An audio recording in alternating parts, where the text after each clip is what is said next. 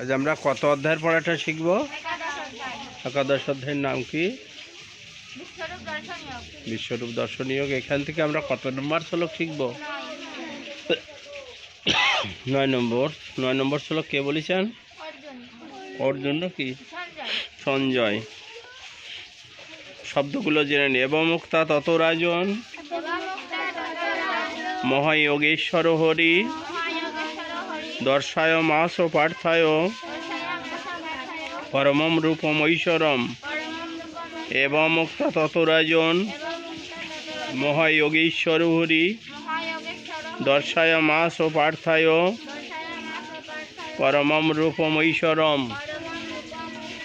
আমরা এখন অনুষ্ঠব ছন্দে শিখব পাঠটা।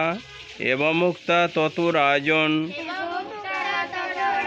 মহাযোগেশ্বর হরি দর্শায় মাস পার্থায় পরমম রূপম ঐশ্বরম। এবং মুক্তা তত রাজন মহাযোগেশ্বর হরি দর্শায় মাস পার্থায় পরমম রূপম ঐশ্বরম। সঞ্জয় বললেন, হে রাজন,